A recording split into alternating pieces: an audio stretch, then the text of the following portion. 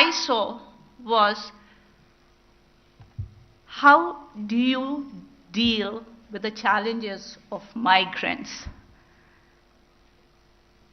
Your state has a beautiful city called Hyderabad, which is a character of its own.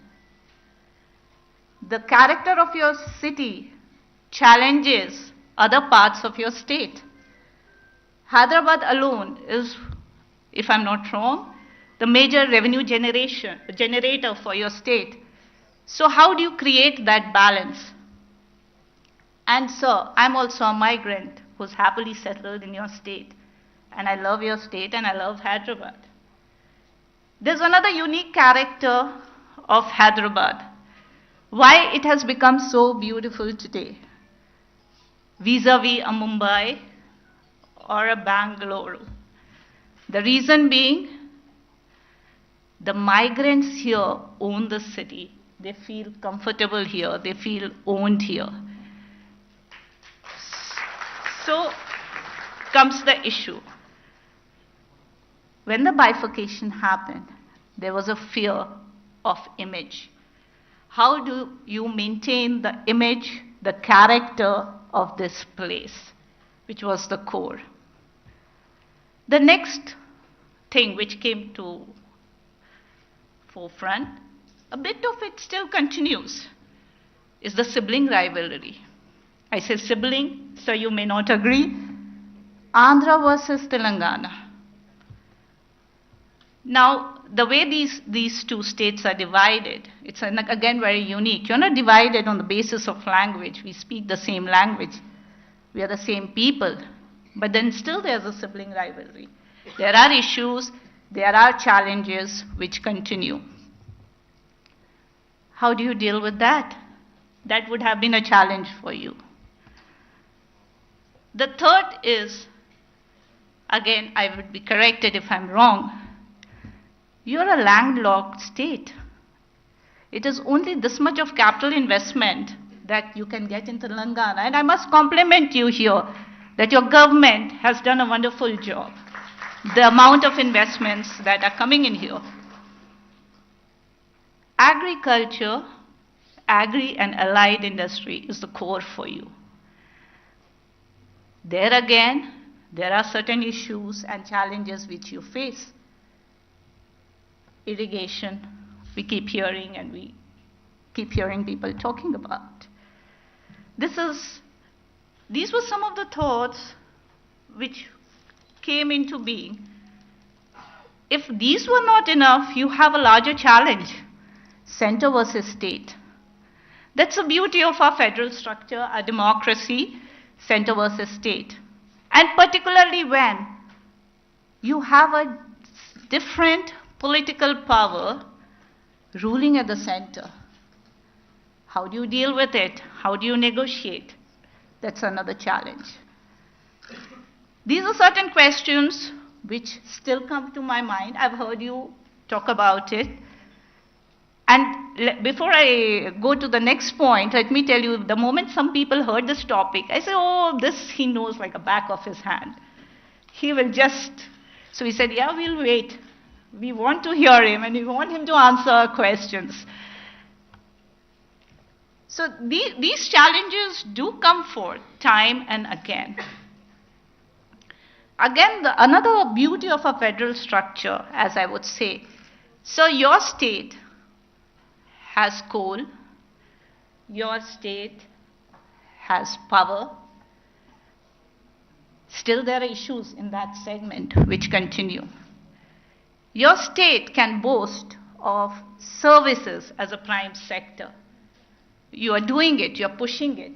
But then sometimes it looks like it's a one-man show. One man is pushing it. How much is it being taken ahead is what we would like to know. Your state is also seeing industrial investments in certain sectors. But then, is it enough to bring Telangana to the level which we would like the state to see? These are the questions which come immediately to my mind. And I know everyone wants to hear you rather me.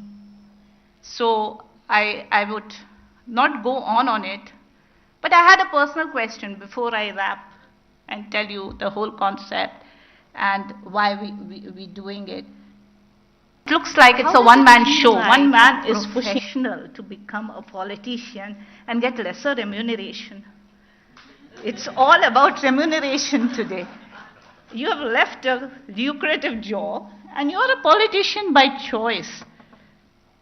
You haven't come in because there was a family pressure or a parental pressure. And if I got you right, you in fact told us once that you were asked by your father, stay away.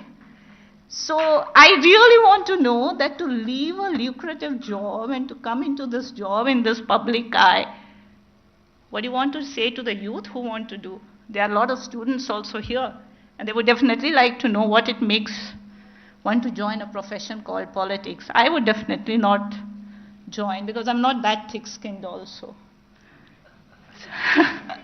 Although I've been married to a civil servant, but no, I'm not that thick-skinned. So sir, these were some thoughts, and I hope you can answer some of our questions here. And I thank with all, on behalf of my family and the fraternity of 86, which is here, which is our extended family, our family members who have joined us, friends, families who have joined us virtually, quite a number of them.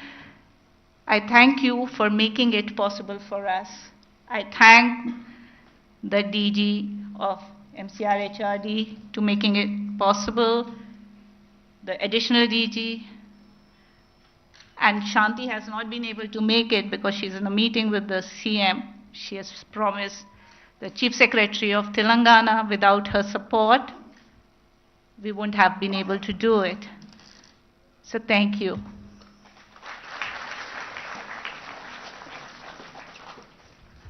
Thank you, Mother. Before I invite the Minister to speak, if I may request everybody to turn their phones to either flight mode or to mute, just as a housekeeping announcement. And now to turn to our VIP guest, Mr. KT Rao, Minister for Industries and Commerce and Municipal Administration and Urban Development, Government of Telangana. As a young migrant myself to this state, sir, very keen to hear your speech, please.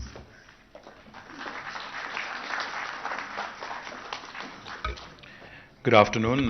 Thank you to the Director General of MCR HRD, Sri Shashank Goyal.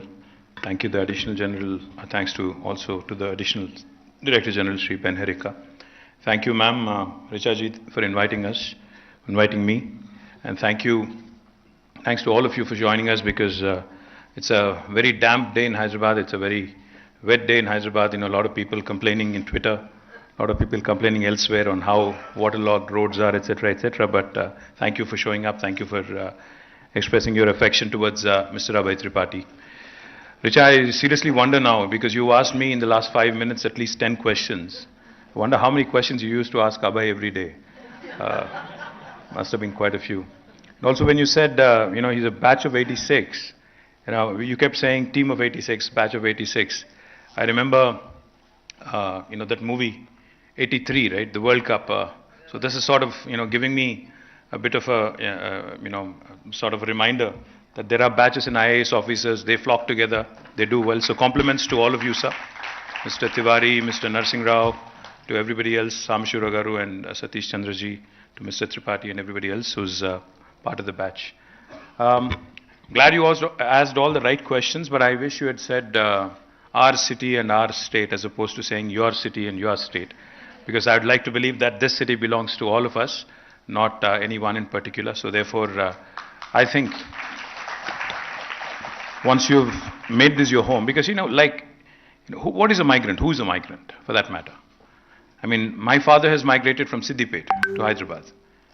Mr. Tripathi has migrated probably from the northern part of India, from Uttar Pradesh or, I'm guessing, Ujjain, Madhya Pradesh. Ranchi, so northern part of India. So the thing is, I mean, end of the day, if you look at the Hakiki Hyderabadis, the original Hyderabadis, the true blood, the true blue Hyderabadis who were born, raised here, versus anybody who's moved here, I think majority of them, in fact, would be from outside of this city. Somebody could be from 50 kilometers away, somebody could be from 1,000 kilometers away, but essentially it's a city full of migrants. And if you look at any developed world, any part of the developed world, be it the US, be it Europe, be it any part, I think, in fact, just this afternoon, I was browsing, on my phone, on YouTube, an ad popped up inviting people to come work in Germany. An ad in YouTube inviting Indians to come and work in Germany. So the point is, I think immigrants, especially hardworking immigrants with skills, with a lot of, fire in their belly is what make cities great, what make countries great, what makes states great. So I can't thank enough to all the immigrants who have come here, made Hyderabad and Telangana their home, and who have contributed immensely. Thank you, and I think they deserve a big round of applause before we begin. So, Richa said, why not economics? When she called me and when she invited me to this lecture, I said, economics, how am I related? She said, but that's what the theme is, so you have to figure out, come talk to us about economics, tell us all about what your state has been doing.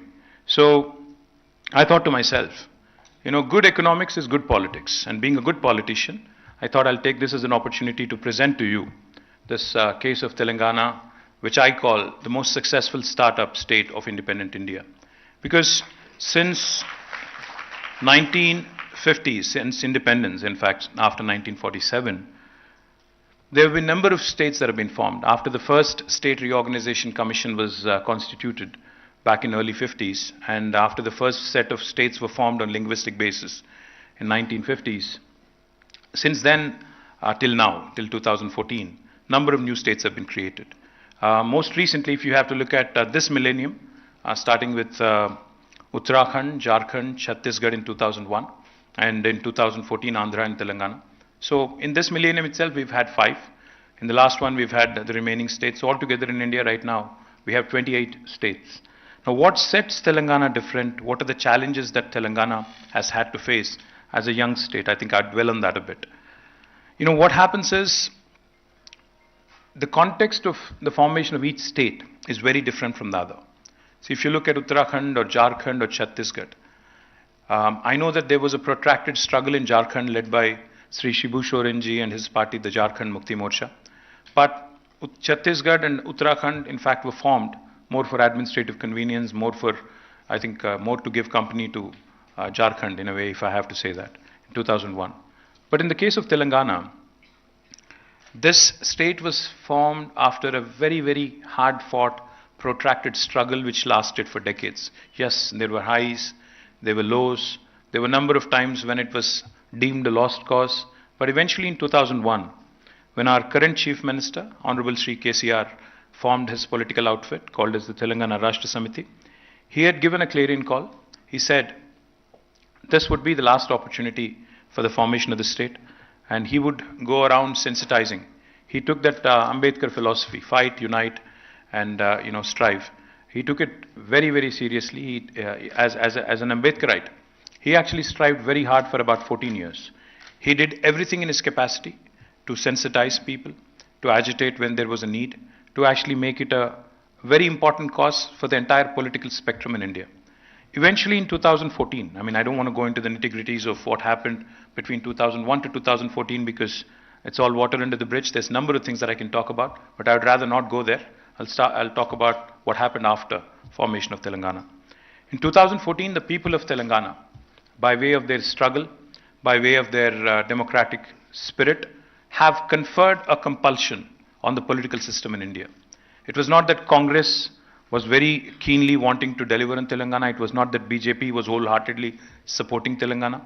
It was that both UPA and NDA were compelled and were left with no choice, literally, given the political considerations, to concede and to deliver the state of Telangana. But, like Richa said, when the state of Telangana was eventually formed on the 2nd of June 2014, there were lots of doubts. There were lots of rumors. There were lots of hearsays. There were lots of apprehensions. A lot of people wondering what would happen next. And adding to this, adding fuel to the fire, I think I can't blame media, but I have to say this. I see some friends from media. Please don't get me wrong when I say this and don't misquote me and kind of chastise me tomorrow, but I'll have to say this. After the advent of 24/7 electronic media especially, there wasn't a single day in my memory from 2009 to 14 when the issue of Telangana was not debated or not actually was beaten to death. Every aspect, every single aspect with respect to formation of Telangana, would it be a viable state?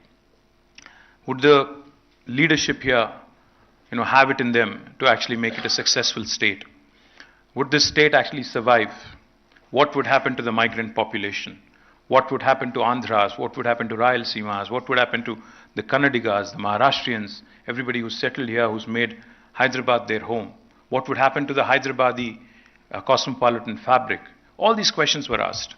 There was even rumors that this would become a hot den for Naxalites.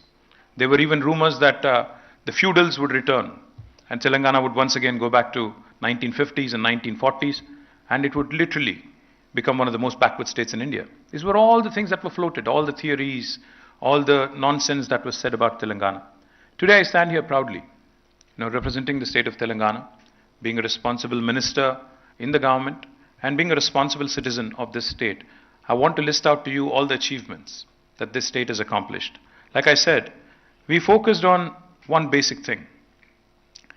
Good economics is good politics.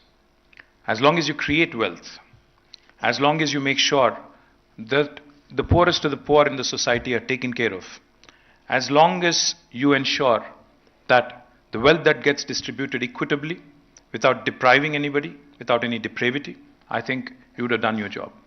Our Honorable Chief Minister, Shri KTR, he's a man who's learnt it the hard way in life, that suppression of excellence is something that is done as a matter of routine.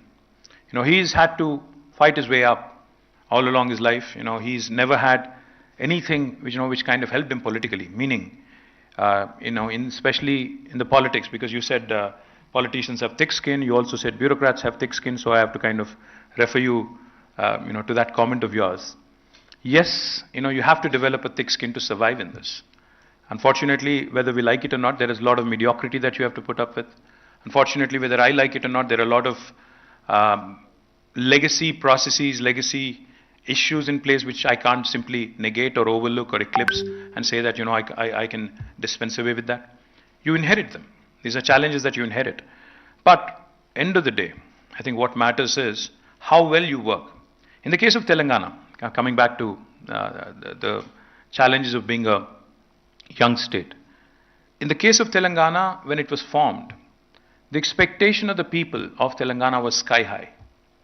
What happens is, a Chhattisgarh or a Uttarakhand where the people weren't fighting or were wanting a state versus a state of Telangana where people were actually giving up their lives. We had young students immolating themselves, setting themselves up in fire, trying to make a point. We've had a gentleman called Yadi Reddy who traveled all the way to Delhi to commit suicide in front of Parliament. So this was an emotional battle. This was not a simple statehood battle. This was a battle where each and every person, who was fighting for the cause, took it to his heart, her heart, and actually really staked everything to make it happen. So what happens essentially when that is the mood prevalent? The expectations are high. So when we started as a young state, our Chief Minister said, the tagline of the movement for the state was justice in water resources, justice in fund allocation, and justice in employment. Nillu, Nidhulu, Niyamakalu, in Telugu if I have to put it. So this was the fundamental thing that we focused on. Back in 2014, when we started our journey, and most bureaucrats who are seated here, most economists who are seated here, or the journalists seated here would tell you, that for any government to start making plans, for any government to start working on something or working towards an outcome or a goal, you would need planning, of course, but planning can only happen in the presence or with the backing of good statistics. Mr. Joshi is here, he worked as our Chief Secretary, he would know, he would tell you. Mr. Tiwari is also here, Mr. Mishra is here, Ajay Mishra ji is also here. All of them worked with our Chief Minister very closely and they would tell you. When the Honorable Chief Minister initially started laying out plans and he started saying planning is important, statistics is important, data is important. So get me accurate information, accurate data. And when we were trying to understand, where do I get this data? Unfortunately, there wasn't much available. You will be surprised when I say this, and I don't want to demean or insult anybody or, insult or, even cast aspersions on how the governments in the past were run. But the fact is, there wasn't enough data to make empirical, decisions, make sure that we work towards a specific outcome. But I'll give you examples. So I was a Minister for Rural Water Supply in 2014.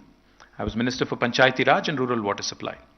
So Honorable Chief Minister decided that we will become the first state in India, because he had done this in his constituency, Siddipet, back in late 90s. He had provided a potable drinking water connection to each and every home in his constituency. Almost, I think, about 50,000-60,000 households. And this was late 90s. So he said, if I could do that as a legislator in Siddipet, why can't I do the same thing as a Chief Minister across the state of Telangana? So he wanted me to get the data on the pipes laid in the rural, setting in the villages, number of overhead service reservoirs built, when were they built, which year were they built, the number of pipeline laid, what shape are they in, when were they laid, is there like a map, is there an inventory, etc., etc. So I sat with my team, my engineering department, my engineering chief, and the entire rural water supply department. You would not believe it if I said this. Honestly, they said, sir, the data goes only as back as 1980s. What happened prior to that, we really don't know, because there's no bookkeeping, there's no information, so I can't really give you that information. I'm just giving you this one example of one department where I worked. Even in Hyderabad, and you'd be probably amused and I'd be trolled if I said this, but I'll say it. I've become thick-skinned, like I said. When we started looking at all the data of the Hyderabad Metro Water Supply and Sewerage Board, when were the pipes laid, what should be replaced and what should be strengthened, what should be laid afresh, etc. Unfortunately, again, the data only goes so far. We don't have adequate data. Leave all that aside. Some things are even more interesting. See, back in 1980s, when Sri N.T. Ramarao was the Chief Minister, the then government had launched a program called as Housing for the Weaker Sections. And since then, every successive government following N.T. Ramaraoji's footsteps had also continued the program, had built houses. So we just, for our own understanding in 2014, we looked at the number of houses that were built in the state of Telangana alone between N.T. Ramaraoji's time and KCRG's time. There were a number of chief ministers, number of governments between 83 and 2014, almost 31 years. You'll not believe this. According to the data available with the government back then in 2014, more than 65 lakh houses were built. The total population of the state itself is 3 crores. And 65 lakh houses have already been built. So our Chief Minister asked, then why would there be any new demand? Why are you saying there would be any more new demand at all? If this was all true and if this was all accurate and if the books were kept properly, how is this even right? So just to give you examples. So all of this was the situation when we started our journey in 2014. On top of this, each and every time there is a bifurcation. See, even in a household, a joint family, when there is a split, when there are 2 brothers split, who gets what, who gets to keep what, who gets to have the silverware, who gets to have, the debt, etc., etc. That's always a battle, right? So power, electricity was a huge challenge. I think Mishra ji worked as, the Special Chief Secretary for Power as well, so he would know. Who gets which project? Because, Telangana was predominantly consuming more power because we had 30 lakh plus tube wells, bore wells. So we had electricity dependent agriculture here. So we needed more power. Likewise, who gets the rightful share in water? In Godavari, Krishna. Because, like I said, when the 2 states split, prior to that we had Bachawat Tribunal. We've had other tribunals giving out allocations in river waters. But who gets to keep what in river water? Who gets to keep what in electricity? Who gets to keep what in the joint institutions, including possibly the one we are sitting in? So, who gets to keep what and who gets to, take what? I think that was one big challenge that, we had to answer right at the onset. And on top of this, there were a number of promises made by the union government. In the Reorganization Act of the state, there were a number of promises made. There were promises to kickstart and jumpstart rapid industrialization, so therefore promised special incentives to industries and industrial corridors being set up in both states, Andhra and Telangana. There were promises of a steel factory being set up at Bayaram because there was enough iron ore, quality iron ore through Steel Authority of India. There was also a promise to set up a locomotive coach factory in Kajipet. There was a promise to make one of our projects, irrigation projects, a national project. There were several other promises that were also made as part of the State Reorganization Act. So the lack of data, the lack of clarity, the fight that goes on with respect to who gets what in terms of water, in terms of power, in terms of other resources, and more importantly, a very inimical, I'm not even saying a non-cooperative, uncooperative union government, but a very inimical, extremely negative union government, which does not believe in the spirit of federalism. They talk about Team India, cooperative federalism, but it's all lip service. They don't really believe in any of that. They'd want the hegemony of union government to continue. They'd want states to be at their mercy. They'd want to basically dominate you in every which way. That's the attitude. So this is the context of when we started our journey. So what did we do so far in 9 years? What did we accomplish? Since this is economics and since this is Abhay Tripathi Memorial Lecture, and Mr. Tripathi, I have learned, was a man of numbers and who worked on taxation, was brought in a number of reforms in the way the tax department used to work. So let me share with you a few numbers. Back in 2014, when we started our journey, our state's per capita was 1,12,000 rupees. But as of March 31st this year, in 2023, our state has the highest per capita in the country. It's 3,17,000.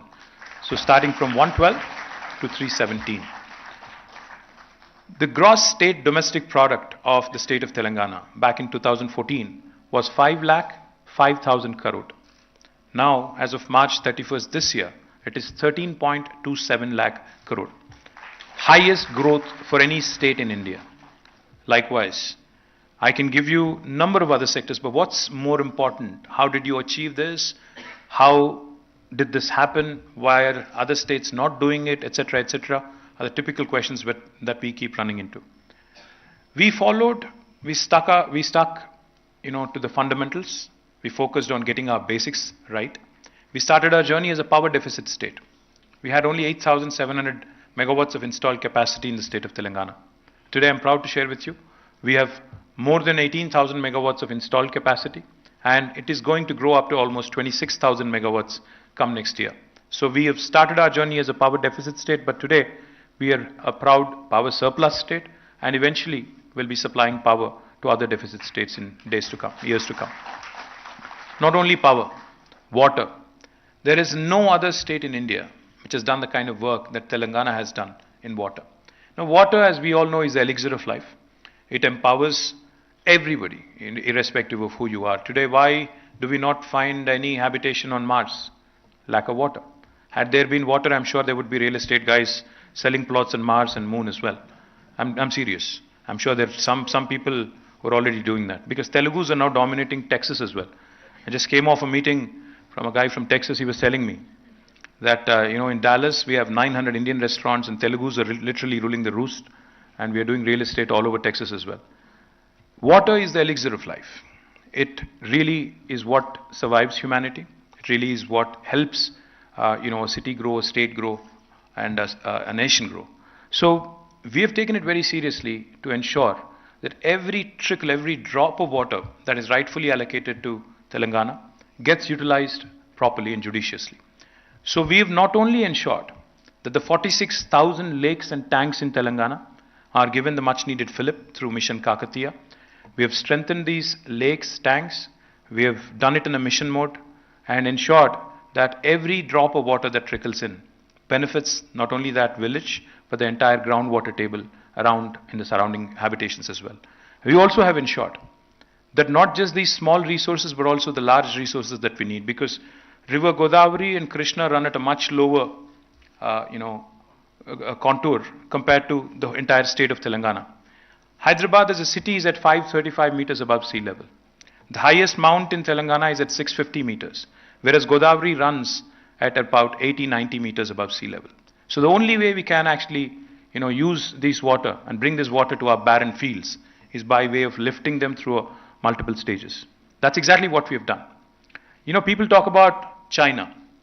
People talk about Three Gorges and how well the Chinese work, how quickly they move, how quickly they get things done, etc., etc. But it's unfortunate that not many of us know. And I would appreciate it if you actually Google after you go home, or even now if you want. You can Google and you can just type in the world's largest lift irrigation project. It is in Telangana. The project is called Kaleshwaram, where we lift water from 80 meters above sea level all the way up to 618 meters.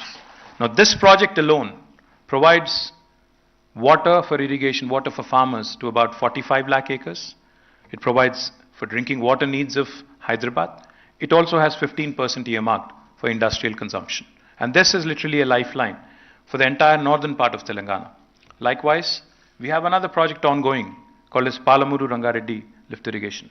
Now this is another lifeline for the entire south of Telangana, southern Telangana, which reeled under tremendous drought, which reeled under tremendous distress, and which was actually a sort of a synonym for migration of workers, Palamuru especially, Mahbubnagar especially. But today with Palamuru Rangareddy lift irrigation, which almost has reached now the final lap, and we are looking to ensure that this project gets completed in the next few months, probably by October. Once that is done, you would see water flowing to about 12.5 lakh acres of land for one crop cycle if you take it, and if you take two crop cycles, it would be 25 lakh acres. Just to give you numbers again, since this is economics. Back in 2014, our total agriculture produce, we have our agriculture secretary also sitting here, Mr. Raghunandan Rao. Our total agriculture produce, and especially on paddy, we used to procure about 68 lakh metric tons of paddy in 2014. But as of this year, the procurement rose to 3.5 crore metric tons. Telangana was ranked number 24 among Indian states in paddy production. This year, we are ranked number 2, second only to Punjab. Number 1, I'm sorry, we are ranked number 1, surpassing Punjab. So we have literally become the rice bowl of India. So that is the transformation that this focus on water has helped. Not only have we become the first state in India to give a potable drinking water connection to each and every home, we have secured the water needs of Hyderabad city as well. Hyderabad drinking water needs have been taken care of till the year 2052 by way of bringing water from Krishna and Godavari. Of course, the dream is to improve. The dream is to come from alternate day supply to every day and ensure that eventually we get to a stage, where like the first world where you get 24/7 water as well. That's the dream. So water has been a very, very important subject, and we have done some amazing things, and we have inspired the nation. Today, after Telangana has completed Mission Bhagirath, Government of India has woken up after several years and has started a new project called as Har Ghar Jal, Jal Jeevan Mission, which is good because, we need to learn from each other. And now they've also embarked on this mission. Gujarat, I'm told, is also there. Goa, I'm told, also has completed 100%. Very proud. As an Indian, as a fellow Indian, as a citizen, I think nothing makes me more proud. Because I remember there was a time when I was a student, there was a saying. People used to say, what Bengal does today, India does tomorrow. Today I can stand here proudly and say what Telangana does today, India does tomorrow. And that is what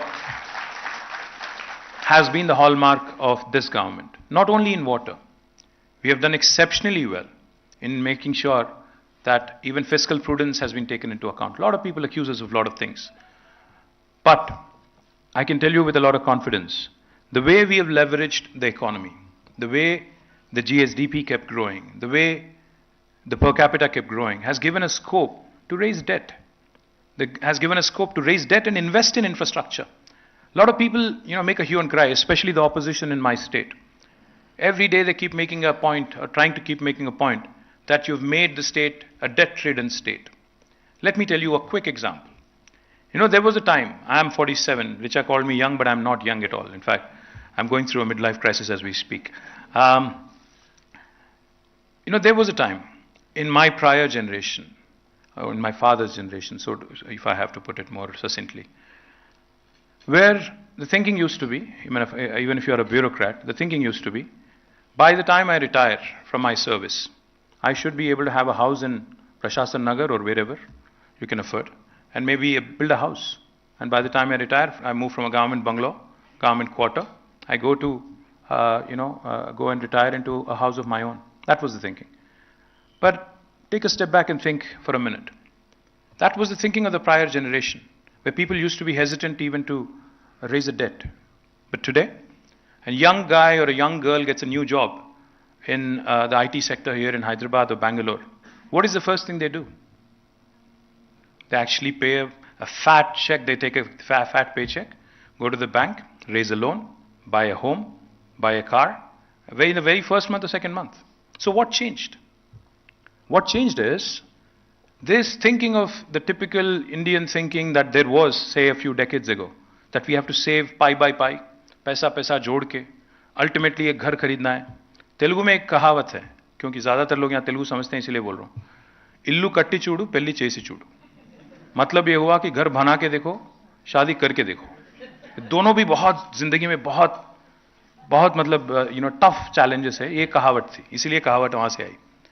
सवाल ये था कि किसी आदमी को अगर अपना मकान बनाना था, एक घर बनाना था, क्यों उसको मतलब 50 साल पैसा एक एक पैसा जोड़ के बनाना होता था? क्योंकि हमारी माइंडसेट, हमारी कल्चर ऐसी थी, कंडीशनिंग ऐसी थी कि भाई कुछ भी करो बट कर्ज मत उठाओ, कुछ भी करो, जिंदगी में किसी के आभारी नहीं रहना है, कुछ भी करो, बचपन से सिखाया जाता है.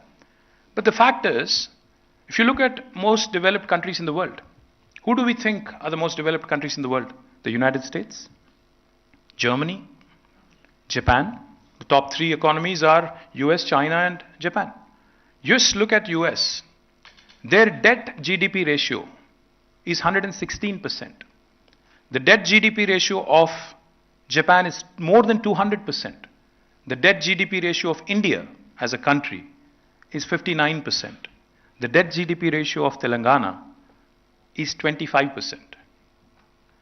My point is, if you look at 28 states in India and rank them on a debt GSDP ranking, we are ranked in the top, bottom 5. Ranked in the bottom 5. If you ask me, we haven't leveraged our economy enough. What matters is you raise a debt, but where do you invest it? If you raise a debt and invest into ramping up your power infrastructure, moving from a power deficit state to a power sufficient or power surplus state, would that be a wrong investment? Would that not attract more industry? Would that not attract more and more investment? Would that not create more wealth? If you actually invest, if you raise a debt and invest in drinking water needs of the state, are you not cutting down on the out-of-pocket expenditure for health? Are you not cutting down on all the typical news that you would see in a winter season or a rainy season, at the onset of a monsoon? In Telugu, every newspaper used to write, I remember as a kid, Mansam Pattina Manyam, Agencylo Anturogalu, matlab infectious diseases, waterborne diseases, which were rampant in the agency areas and tribes and even the habitations, in rural habitations. Just with one project called Mission Bhagirath, where we invested 40,000 plus crores, today we've been able to take care of all of that healthcare concerns. We've been able to cut down out-of-pocket expenditure for our people. And we've done a magnificent job of becoming truly an aspirational state for the rest of India. Likewise, when we took a project loan and have committed and invested in a project like Kaleshwaram, which, as Richa said, has created wealth outside of Hyderabad, because she was pointing out this lopsided development or lopsided focus on Hyderabad, does it help in the long run? No, it doesn't. Of course you have to decentralize. Of course you have to industrialize in other pockets. Of course you have to focus on rural livelihoods. Of course you have to create avenues to create wealth outside of Hyderabad. Unless you do that, people are going to migrate, people are going to urbanize, people are going to suburbanize. That is a fact. So what have we done with that money that we have raised as a debt? Where did we invest? We have invested in power, infrastructure, not power for us, but power infrastructure. We have invested in drinking water infrastructure. We have invested in infrastructure for irrigation. We have invested in industrial infrastructure. After having invested in these rural areas, let me give you an example of what we've accomplished. If somebody was to ask me today, what is the Telangana model? If you have to define in one sentence, I will tell you. Telangana model is unique, it's holistic, it's integrated, it's inclusive, it's balanced. In Telugu, if I have to put it, Samagra, Samikrita, Sammilita, Samatulya Abhiruddhi, Telangana sadhinchindi. Yatla antara. If you ask me, what do you mean? You know, are these all fancy fluff words? Can you back it up? I'll tell you how. I just told you that our agri exports have risen. Our agri expansion has happened by more than 119%. 68 lakh metric tons to 3.5 crore metric tons of production of paddy and procurement. That has happened on one side in the rural areas. On the other side in Hyderabad, our IT exports were 56,000 crore. And as of this year, it is 2.41 lakh crore. The number of people working in technology in Hyderabad was 323,000, 3,23,000. As of this year, it's 9,05,000. We have quadrupled our IT exports. We have also done exceedingly well on agri exports and agri expansion. That's a balanced model. We are less than 3% of India in terms of population. We are only 2.5% of India, in fact, if I have to be precise. But we win 30% of the awards when it comes to national Panchayati awards or national municipality awards. Is that not proof enough that urban development and rural development are going hand in hand in a very unique way in Telangana? Also, let me add, industrialization has been rampant, as Richa mentioned. We've been able to attract marquee investments through TS, IPAS and a number of things that we do. But not only has industry grown, environment has not suffered. Typically all around the world you would see industry growing and therefore as a consequence environment suffering. That has not happened in Telangana. Industry has been growing rapidly, but environmental consciousness of the leader of the state, of our chief minister, is laudable because under his leadership, today we are the state which has grown the maximum in terms of green cover, 7.7%. 5,13,000 acres of new forest has been created in the state of Telangana, unlike any other state in India. So this is the balanced model I'm talking about. And this is the inclusive society. We have not discriminated anybody. It could be a migrant, it could be a person from rural background or an urban background, or no matter where they are from, which part of India they are from, or which part of the world they are from. They've all been made to welcome. I keep saying this and I can't say it enough. Those of you who cover me are probably tired of hearing this, but nevertheless let me say it. I tell all the investors that I meet, the Hyderabad is that melting pot. Because you mentioned migrants, Richa. Hyderabad is that melting pot. Hyderabad is that point of confluence where the north of India meets the south of India. जब कोई हैदराबाद में एक बिहार से या उत्तर प्रदेश से कोई आदमी आता है, उसको ऐसा नहीं लगता है कि कोई और किसी और के घर आए. आपको ये लगेगा चेन्नई में, कोई चेन्नई वाले हैं तो गाली मत दो. पर थोड़ा चेन्नई में थोड़ा आपको महसूस होगा. विजयवाड़ा में भी होगा, सवांग साहब यहाँ पे हैं, उनको पता है. विजयवाड़ा में भी होगा थोड़ा, बट यहाँ पे नहीं होगा. Because everybody feels at home. In fact, growing up, I remember Hyderabad was one unique place where when two strangers met, we used to start off in Hindi. अभी तो ज़्यादा तेलुगु हो गया, but इससे पहले पूरा हिंदी चलता था. क्योंकि दो स्ट्रेंजर अगर अजनबी मिलते थे, तो हमारी बात शुरुआत होती थी हिंदी में या उर्दू में, Dakhni Urdu, which we are very well known for. Let me also tell you, it is not just a place where north of India meets the south of India. It is also a place where opportunity meets talent. It's a place where dosa meets paratha. It's a place where data sciences meets life sciences. It's a place where technology meets biology. That is why Hyderabad is attractive, and that is why we have to keep it intact in the cosmopolitan fabric that you touched upon. It was imperative that we remain inclusive. We didn't focus on the nonsense that others seem to be hell-bent on, focusing on. Yes, India has many issues. We are a pluralistic society. We are a culturally very, very diverse society. And we are a very, very opinionated society also. हर किसी का अपना opinion है, very strong opinion है, जानता हूँ. But why can't we focus on getting our basics right? जब हिंदुस्तान में basic चीज नहीं है, बिजली नहीं है, सड़क नहीं है, पानी नहीं है, और कई सारे problem हैं, उसको छोड़ के यूनिफॉर्म सिविल कोड पे लगे हैं. कोई और किसी और चीज पे लगा है, हलाल पे, हिजाब पे, बकवास पे. हम बस यही चाहते हैं, हमने ये किया 9 साल में. We focused on none of this. We made sure that the basics that concern all of us as humans, cutting across our divides and everything else that divides us, the religion, the caste, the sex, the gender barriers, the geographical barriers and other things, we did not focus on any of that. We focused on what unites us. We focused on the lowest common denominator, and we got that right. I can give you a number of examples on why. Because when Prime Minister comes here to visit Telangana, Prime Minister जब आए थे 2014 में, क्योंकि आपने cooperative federalism की और state और centre की रिलेशन की आपने जिक्र की, तो मैं बोलना चाहता हूं, हमें भी कुछ उम्मीद थे उनसे। 2014 में जब प्रधानमंत्री बने, वी वर होपफुल कि मोदी जी पता नहीं गुजरात में क्या क्या कुछ करके आए हैं। कुछ एक मॉडल था, एक नमूना था, देश को उन्होंने दिखाया था कि गुजरात में कुछ चमत्कार उन्होंने कर दिया तो पूरा देश में भी चमत्कार हो जाएगा, कुछ अद्भुत हो जाएगा, कुछ मिराक्युलस हो जाएगा। हमें भी उम्मीद था, जैसे सारे हिंदुस्तान को था। But when we started seeing through things, and we supported him, let me tell you, we supported him on a number of things, and some of which we regret, of course. Demonetization, we supported him. Our chief minister called him, he said, what is this decision? Why did you do it? Why are you doing this, ad hoc, all of a sudden, random thing? Why did you do it? He said, हमें संपूर्ण क्रांति की तरफ चलना है, मुझे digital इस पे चलना है, और मैं आपको उम्मीद देता हूं कि मैं काम करूंगा. This was what he told our chief minister. So we supported demonetization. When he said one nation, one tax, we supported him. We supported him on a number of other things. When he made Venkaiah Naidu ji our vice president, we supported him. We voted for him. We voted for President Ramnath Kovind as well. हमने तो उनका जितना मदद करना था उतना किया, but उन्होंने क्या किया? एक नया राज्य जो बना तेलंगाना, इसको ना सिर्फ एक बार भी, मतलब he has not even kept one promise that was made in the act, in the parliament. Not even, those promises that have been made, but even the recommendations made by a planning body like Niti Aayog, unfortunately have been completely rejected and negated. Niti Aayog has made a categorical recommendation saying Mission Bhagirath is a fantastic program and that needs to be supported by Government of India.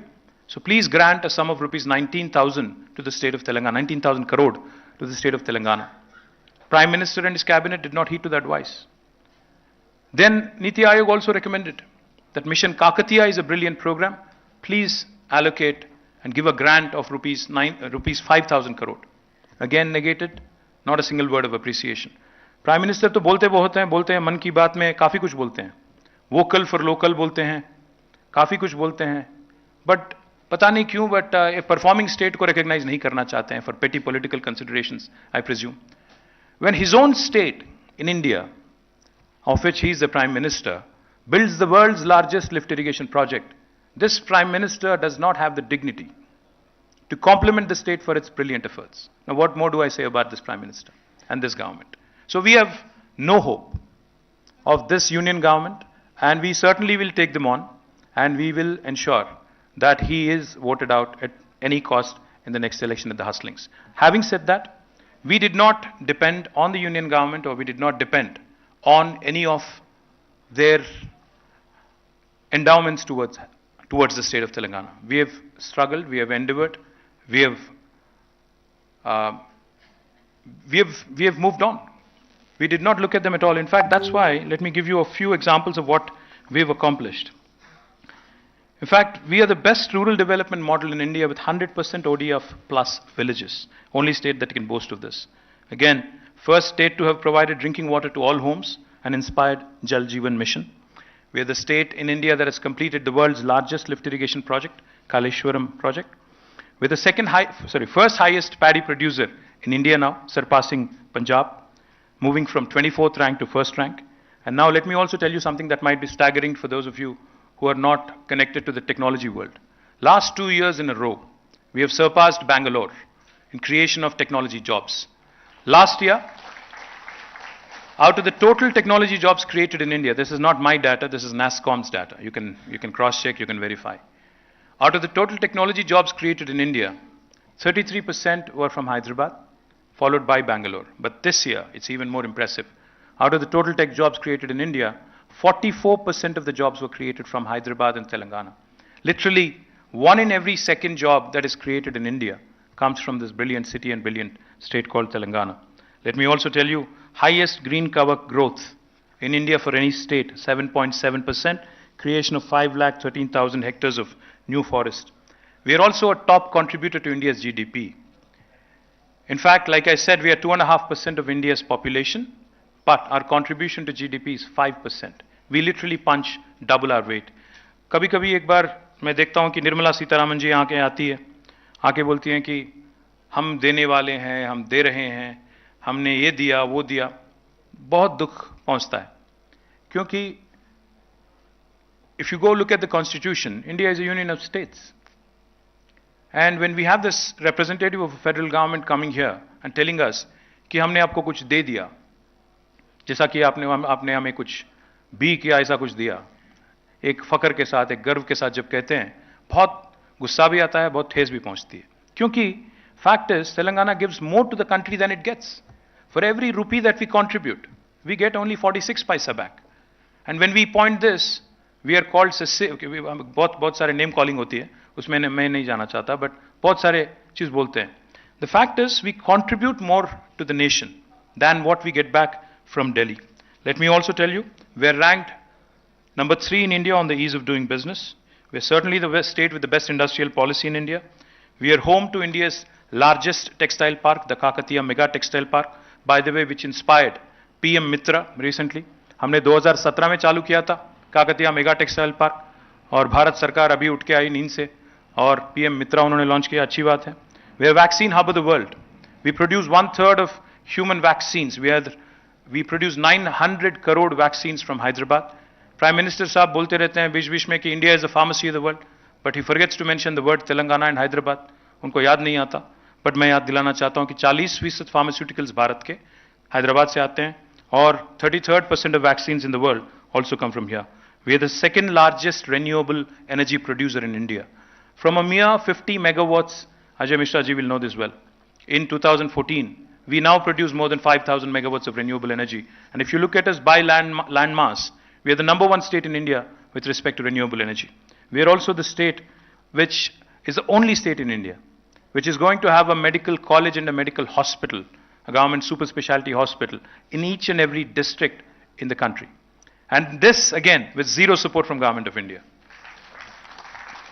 We also have a number of other things that I can tell you, but the last thing I'll tell you, अगर कहते हैं कि अगर किसी को बताना है आपको जाके बाहर कि तेलंगाना ने क्या किया, तो आप उनको बस ये बोल दें कि अगर बाकी का भारत भी, the other 27 states in India, if they performed as well as we did, we would have been a 5 trillion economy already and not languishing at 3.4 trillion as is the case today. So all of this has happened despite COVID, despite the challenges of being a young state, despite many things that were working against us, including an inimical union government. But I'm proud that, our state has done well. But I'm not going to make a tall claim and say that, we've matched the US or Japan or any of these first world countries. We have a long way to go. But certainly, relatively speaking, we are the best performing state in India, no matter which parameter you look at. Education, health, any social development indices, any parameter that you take, we are the best performing state. And I'm a proud partner in the growth story of this state. And I hope and I pray that, the lecture that is being organized today in memory of Sri Abhay Tripathi, and for all of those who have attended here, I hope this was informative. I hope this was a few things for you to pick up and probably spread the good word. Thank you. Jai Telangana.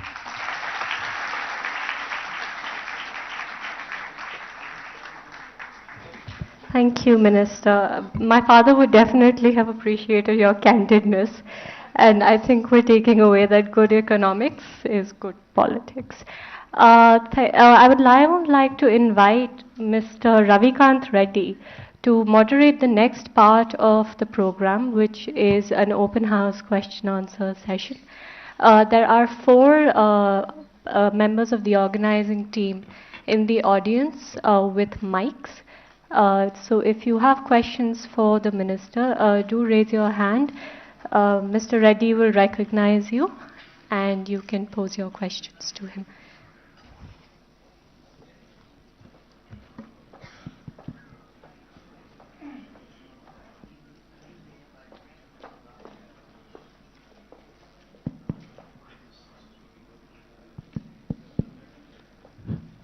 Yeah, good evening, ladies and gentlemen. Thank you, Minister, for the wonderful lecture. Minister has just 30 minutes because he has an urgent meeting to attend. So we'll take questions from the audience as well as people who are watching us online. Before that, I would like to start with an anecdote. In 2006, I was covering a program at Arts College as a reporter. It was a Telangana agitation, a program related to Telangana agitation. And there were lots of guys sitting on the stage. I was just one among the audience. And when I turned back, there were a lot of people hanging around one handsome young man sitting in the audience. And when I asked who was that, something, then they said he is son of Mr. K. Chandrasekhar Rao. And nobody knew him at that time. So I just went and introduced myself. I said, sir, I'm Ravikant Reddy from the Hindu. I just gave my card. In fact, I wrote a small piece also in the Hindu at that time. That how Mr. KCR's son has entered into Telangana politics.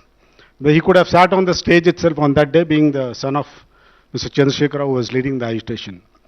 So that was, being a young man, though he has just revealed his age as 47, he was 30 at that time.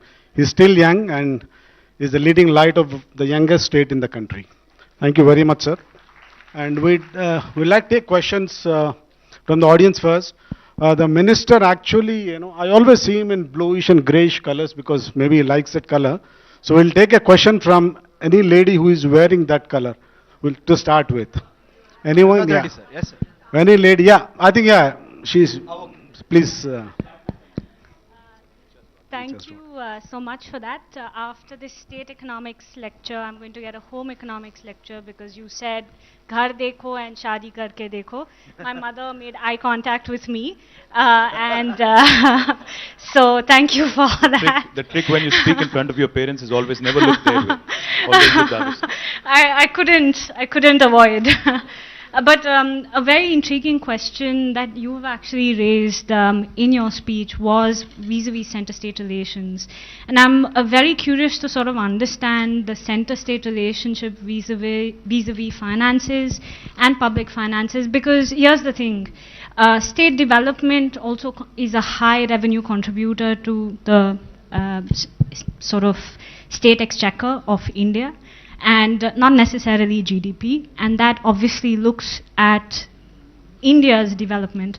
And I'm very curious to understand if there is sort of state policy that you would sort of take on to develop center-state relationships, or you think that it is something that the center should take on and involve as a part of their political agenda. Well, thank you. Great question. If I understood it correctly, is it audible? Yeah. If I understood it correctly, I think, when Prime Minister Modi, before 2014, as we all know, he was a successful chief minister of 3 consecutive terms from Gujarat. A lot of times in digital world, what happens is your past really catches up with you. So what happens is when Prime Minister Modi, when he talks about something vis-a-vis a state or an institution, typically my team and a lot of other teams also dig up what he had said when he was the chief minister. So for instance, today you see the governors interfering in a big way, especially in non-BJP states. The governors literally have become an impediment to growth. That's what they've become, the hurdles. You send a bill from a democratically elected assembly in the state, governor gets to sit on it forever without any valid reason or no rhyme, no reason. Prime Minister Modi, when he was the chief minister, said, "Sarkariya Commission ke sifaris amal karo, और active politician को कभी politics में मत घसीटो." But what happens in Telangana? The BJP president of Tamil Nadu till today becomes the governor of Telangana next day. What happens as a result? Politics will also spread to Raj Bhavan. Raj Bhavan will start working as an extension. And when this happens, the acrimony that typically tends to come in is but unavoidable. Having said that, there are occasions, when we have to raise above petty political considerations and basically stand up, with the union government and, give them the much needed support, etc. For example, what happened yesterday in Manipur was horrible, horrific, and anybody who has a heart or, who really feels as a human was put to shame, and we had to hang our heads in shame. These are occasions when you would want to shed any ambivalence and stand with Government of India. Say, also there are sometimes, there are tensions on the border. You would want to stand with them and say, okay, we as Indians, India comes first. Of course we ought to do that. There are earthquakes, natural disasters. So we all have to raise above petty political considerations and work with them. But same spirit also has to be exhibited by Government of India. See, the fundamental thing we all need to understand is, Bharat hai kya? 28 राज अगर है तो कुल मिला के भारत है.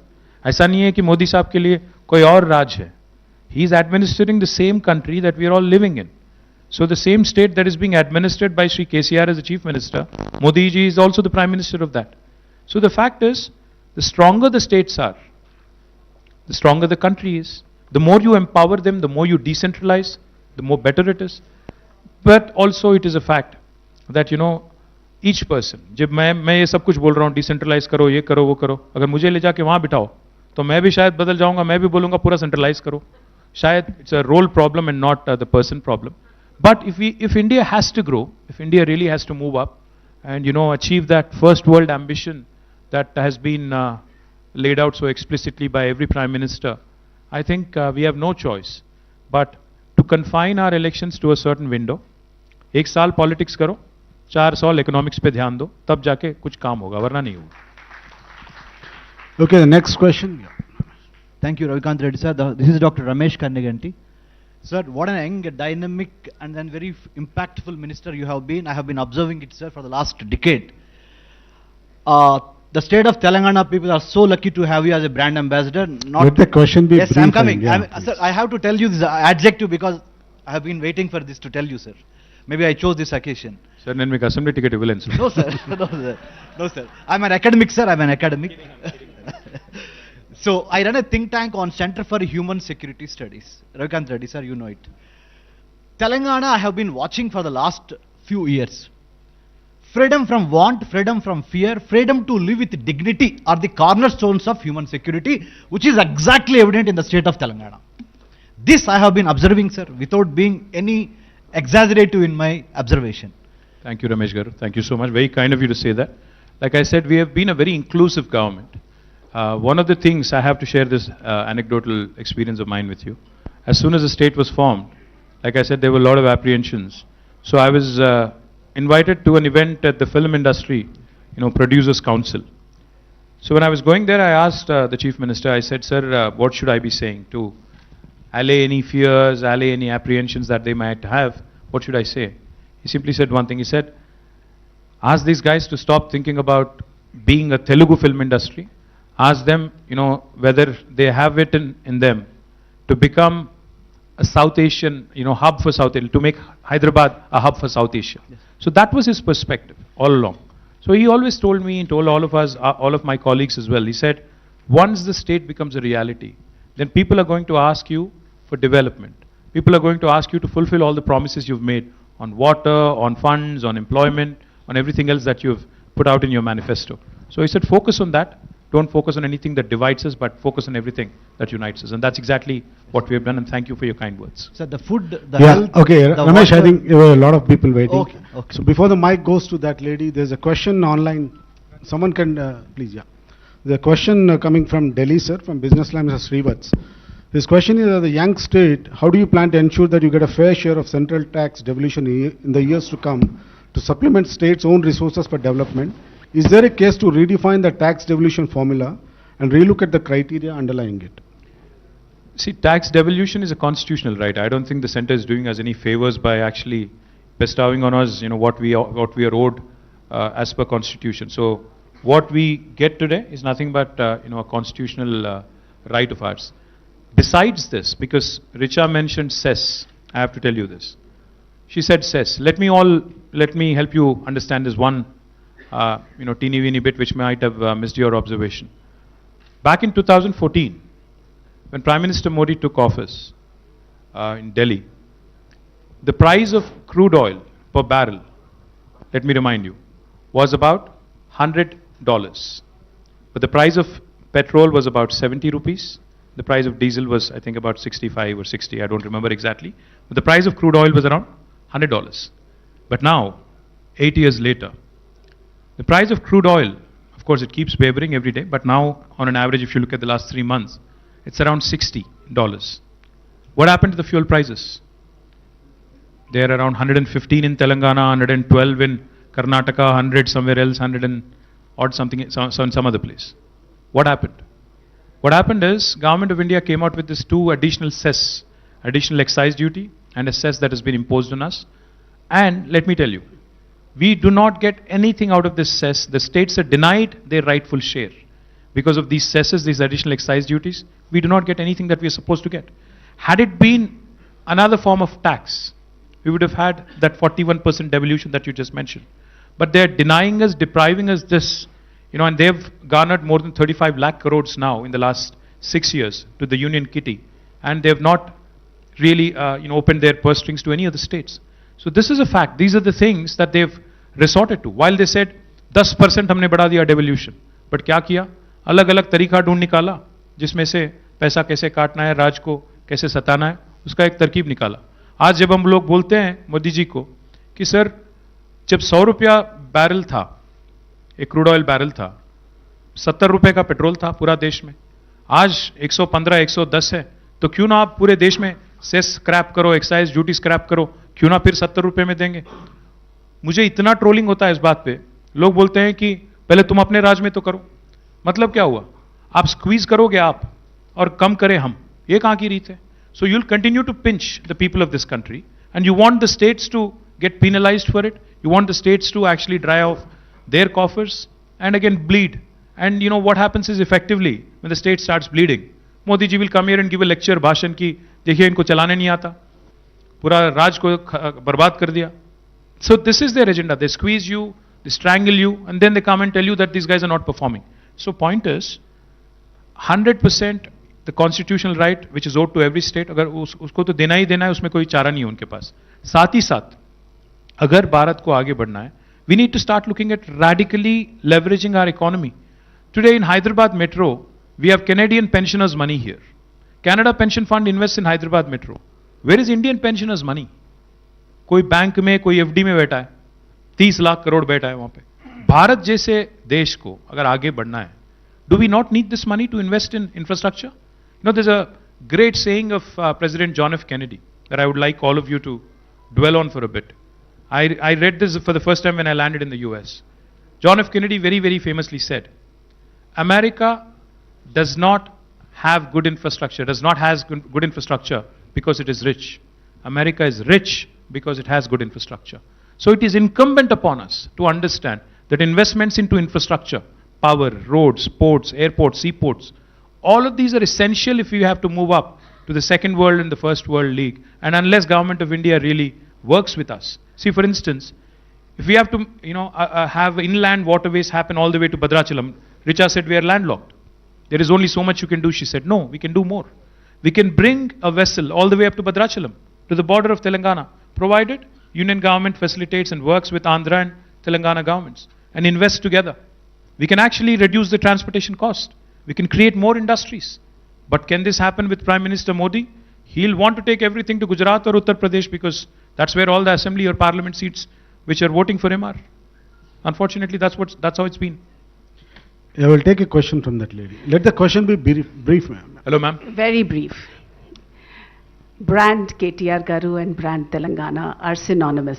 Thank you, ma'am. Whether it is 1 minute, 5 minutes or 45 minutes, it's always a privilege to listen to you. Kind of you, Having said that, I work in public health and I have seen how a flood was monitored, including switching off the electricity.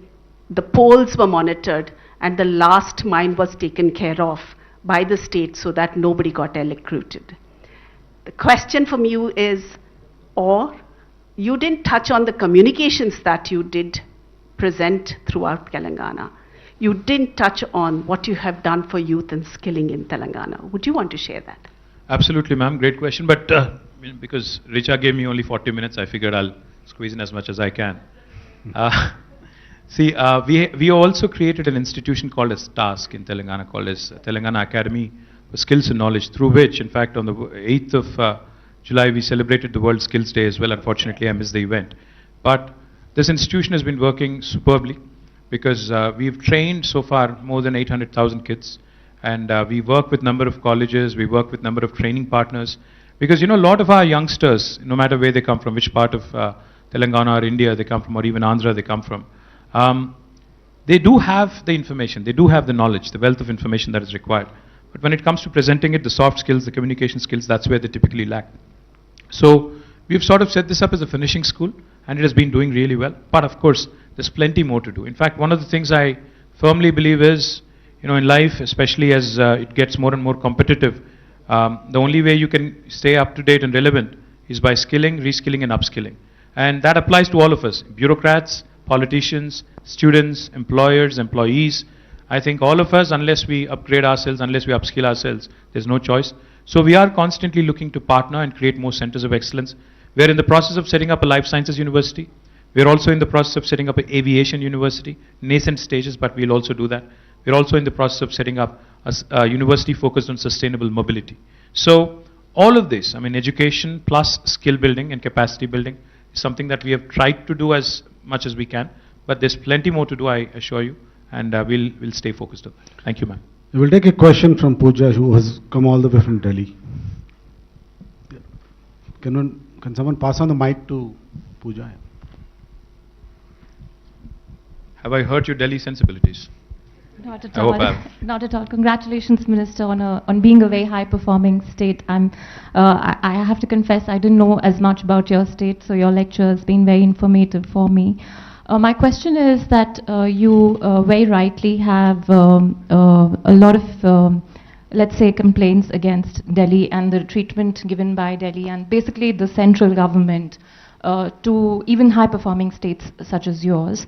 From what I understand, you said that it is probably the nature of center-state relations that leads to something like this. It isn't the personality, because you said that if you were in this position, perhaps you would also be sitting from there. I think the position changes. One is what I was going. Right. So my question is that given you're such a high-performing state, given additional resources which are your due, which you should get, can help you perform even better and do more for your people.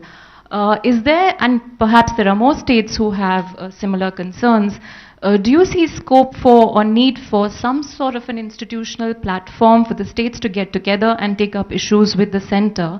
Because just waiting for an electoral cycle to be completed and change faces, or perhaps hope for a coalition where regional parties or smaller states have more voice and bargaining power, an institutional mechanism may work. Now, traditionally, we have had certain institutional mechanisms and people have had issues with them, rightly so. They have not lived up to the expectations. There's always scope for improvement, etc. But given what you have described, without even the central government support, you've done a lot. You can perhaps do a lot more. What is the solution to this other than just waiting for an electoral cycle to perhaps create scope for a coalition government where you get a more political voice? Well, there's a word in Constitution called as tyranny of majority. Sometimes what happens is when you have a brute power, you have bulldozing numbers in Parliament or GST Council, you just get bulldozed. And bulldozer राज का तो आपको जानते हो, दिल्ली में आपको तो आपके एकदम बगल में चल रहा है. तो बुलडोजिंग मेजॉरिटी जो आज हिंदुस्तान में है, कभी का एक बार शायद वो अच्छा नहीं है, क्योंकि हम लोग पहले से ये मानते थे कि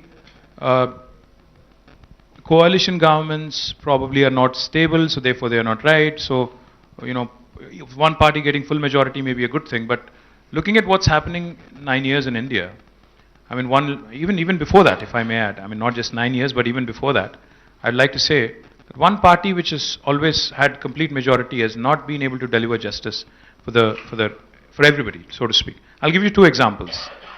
Hyderabad is one city which has got a number of defense public sector undertakings, including President Abdul Kalam. He worked here for 12 years as part of the missile development program. And there's a number of institutions. Even current advisor to government for Minister of Defense is Dr. Satish Reddy, who's also from Hyderabad. So when this concept of defense industrial production corridor was being mooted, the defense minister then was Nirmala ji. So I approached the union government with a lot of hope, saying, ma'am, Hyderabad and Bangalore. Bangalore is where HAL is, a number of other institutions are, and Hyderabad has a number of such institutions. So to give much needed boost to the existing ecosystem, this would be an ideal location. She said no. I said no, मतलब कुछ बात करेंगे आप या चर्चा करेंगे, ऐसा कुछ होगा, कोई बैठक बुलाएंगे, कुछ होगा? She said no, the decision is already made. I said on what grounds? She said we have made the decision, the union cabinet has decided. I said, where is it decided? She said, Bundelkhand. I said, what the hell is there in Bundelkhand that you want to go and set it up there? She said, what do you mean? I said, yeah, what is there? Is there like a factory? Is there a defense public sector undertaking? What is there that you would want to attract the world to Bundelkhand and set it up, other than the fact that They have number of parliament seats which are voted for BJP. What is there? She said, no, these are not political considerations. You have to understand, you have to look at the bigger picture. So Hyderabad is developed, so you don't want other parts to develop. Is that what it is? I said, no, but you have to understand that if you have to catch the early worm, you have to move fast, and therefore existing ecosystem matters. She wouldn't get it. Same has been the mode with every single minister that I've dealt with in Government of India. They think that they know it all. With this they know it all mindset, I know it all mindset, things are not going to work. अगर आप किसी और की सुनना नहीं चाहते हो, किसी और के साथ बैठ के बात नहीं करना चाहते हो, कुछ नहीं होना है आगे जाके. पीयूष गोयल आए थे एक बार यहाँ पे, हमने एक इंडोर मीटिंग बुलाई, all India medical devices manufacturers association. As part of this meeting, Piyush gave a very nice lecture on how nationalism should take center stage and how सभी मैन्युफैक्चरर्स को यहाँ पे हर कुछ करना चाहिए, हम लोग 80% बाहर से इंपोर्ट करते हैं. It was indoor meeting, no press, so none of them could report anything. So one of the manufacturers got up. They said, "Sir, मैं एक बात आपसे कहते हैं." मैंने कहा क्या? बोले कि मैं आज अगर चाइना में ग्लव खरीदता हूँ, मास्क खरीदता हूँ और इंपोर्ट करता हूँ हजारों मैल, तब भी वो सस्ता पड़ता है यहाँ बनाने से. मैं क्या करूँ बताओ आप? आपने कहा अच्छी बात है, भारत के हो, भारत के लिए बनाओ, ठीक है, बट अगर वहां से लाता हूँ तो सस्ता पड़ता है. आपके इंपोर्ट ड्यूटी, रॉ मटेरियल लाने में इतना मतलब जो अड़चने हैं, इसको हटाओ, इस पे ध्यान दो. He wouldn't listen. He would say, नहीं, क्या कह रहे हो आप? सोचो भारत की तरह सोचो. ठीक है यार, हम सभी इंडियन हैं. कौन कह रहा है कि हम कहीं और देश से हैं? हम सभी चाहते हैं कि भारत तरक्की करे. The point I'm trying to make is, I know it all mindset does not work. See, we've had institutions like Planning Commission and Niti Aayog precisely for this. But we haven't sat with Niti Aayog in the last 4 years. We refused any meeting with Niti Aayog. Our Chief Minister said, there's no point in meeting these fellows. They were very insulted. They felt humiliated. But we said, what is the point of talking to you when none of your recommendations are honored by Government of India? They're thrown in a dustbin. So what is the point of talking to you? No, so the answer, I'm eventually coming to it. The answer is, if you ask me straight, I think some sort of a government where you would have, ideally speaking, this is a utopian world, maybe not cut out for India in 2024, but I'm trying to paint a utopian picture. Maybe having experts from various fields come in, who will raise above petty political consideration and do a SWOT analysis of India and say, Telangana क्या कर सकता है, आंध्रा क्या कर सकता है, महाराष्ट्र का strength क्या है, गोवा का स्ट्रेंथ क्या है, इस पे प्ले करो और जो स्किल जिसका है उसके लिए उसको एक कंसिडरेशन और उसके लिए कोई पार्क बना रहे हो तो वहां दे दो. जहां स्ट्रेंथ है वहां ताकत लगाओ, रिसोर्स लगाओ, क्योंकि कम रिसोर्स है. तो अनलेस ऐसा एक माहौल बने where SWOT analysis done for the entire country and we play to our strengths and we also offset our weaknesses by way of leveraging our existing resources. But I don't think that is going to happen anytime soon. So whatever I just said will remain on paper for a very long time. If I may just follow up, Yes, my point was, I'm fully sensitive to each and everything that you have said. My point only was that, what should be the mechanism to carry out exactly this conversation that you're saying, because the current mechanisms are not working. The current institutions, as you said, the Niti Aayog, the GST Council, floor of House and Parliament, all of that is not working. Cabinet is not working. So one solution seems to be for there to be a coalition government in the center. But it may again become it may get hijacked by exactly the same kind of interests that currently work. Coalition is no guarantee against majoritarianism. So is there scope for the southern states or any states to come together and for them to create an institution? Because Niti Aayog, etc., all center created institutions. अगर southern states साथ आएंगे ना, कल से हमें label दिया जाएगा कि हम लोग देश से अलग होना चाहते हैं. So let me put it differently. So let me put it differently. Let me tell you one thing. I know, I understand what you're saying. There is a huge, and I'm presuming you're a journalist, Pooja, so, and all the journalists here are going to hate me for saying this. The media in this country has lost its spine.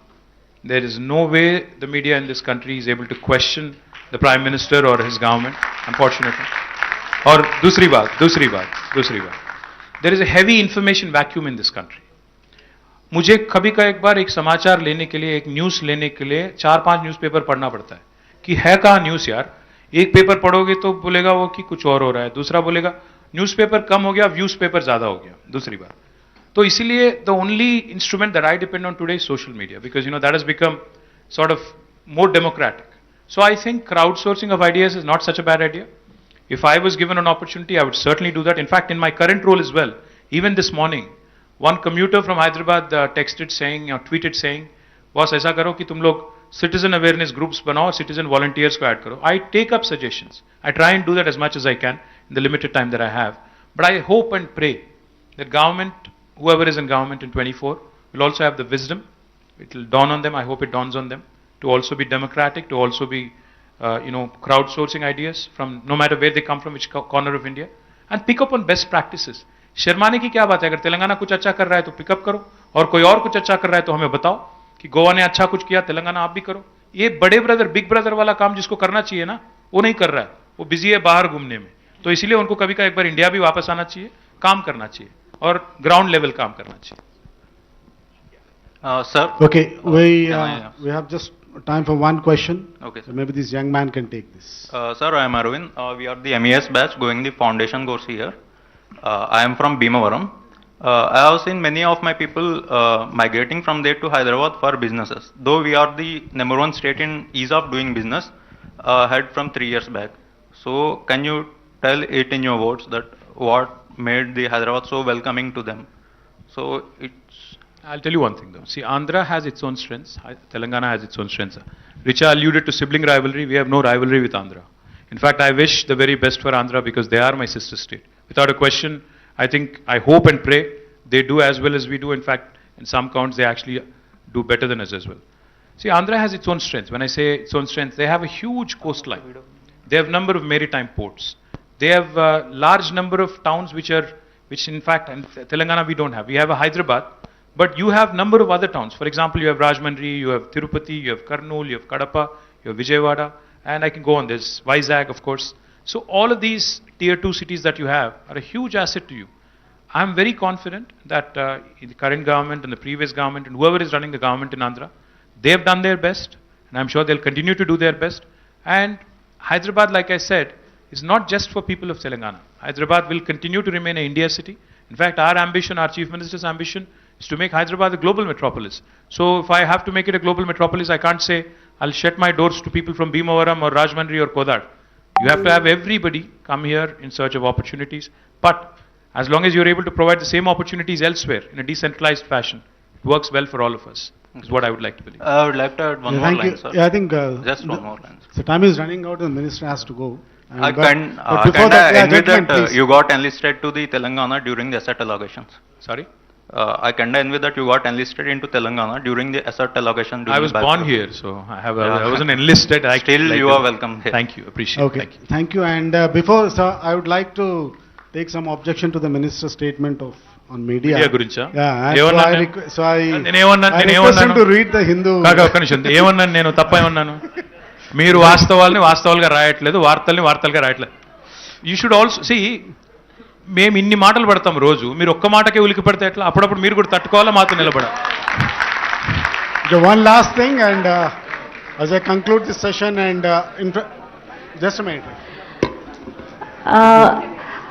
If you could all settle down, please. We just have a quick token of our appreciation we would like to present to the minister. I would like to invite Mr. Benhur Eka also on stage.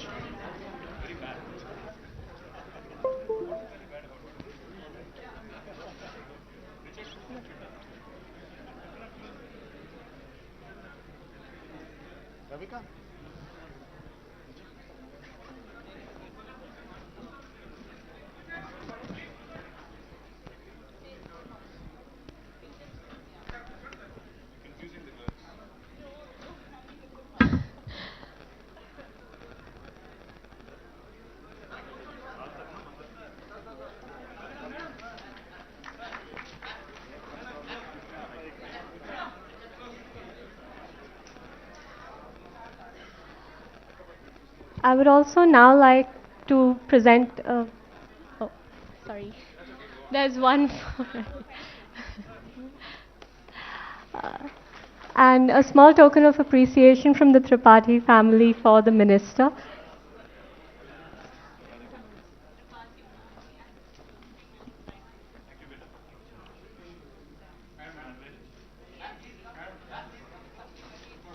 So this is done by Mr. Ravikant, cartoonist from the business line. So this is basically about Bonalu, and he says that we have completed 10 years, and for the next 10 years, wishing you good luck.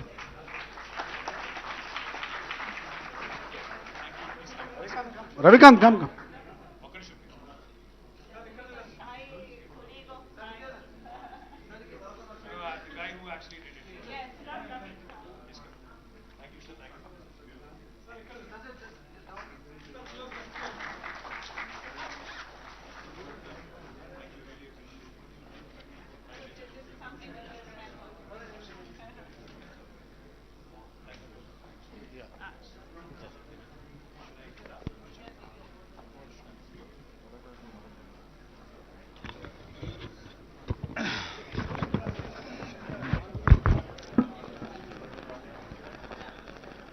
Please, just for another 2 minutes. Distinguished dignitaries on the dais and off the dais, members of the service, both serving and retired, ladies and gentlemen, and dear friends. It's my privilege and great honor to propose a word of thanks on this occasion on behalf of the Government of Telangana and MCR HRD, Institute of Telangana. We express our deep sense of gratitude to Honorable Sri KTR Rao, Minister for IT and Industries and MA and UD of Government of Telangana, who was kind enough to grace the occasion with his presence despite his busy schedule and a very inclement weather. And also for delivering an exceptionally enlightening, motivating and heartening address. Respected sir, your presence today is a great source of motivation to all of us, and we are all inspired by your great words. We also thank our Chief Secretary. Unfortunately, she is not here today because of unforeseen circumstances, Srimati A. Shanti Kumari Garu. And we sincerely thank from the bottom of our hearts the family members of Tripathi sir for this lecture which brought all of us here for a memorable event, and also for gracing this occasion with their presence. It's a great pleasure having all of you here. We thank our DG, Dr. Shashank Goyal, for adding dignity and grace to this function with his presence and for delivering a very warm, welcoming address. Also allow me to acknowledge the presence of the distinguished guests, faculty and staff of this institute for being with us on this great occasion. I also extend my heartfelt thanks to Facilities Section for their support in the organizing of this event. Thank you, one and all.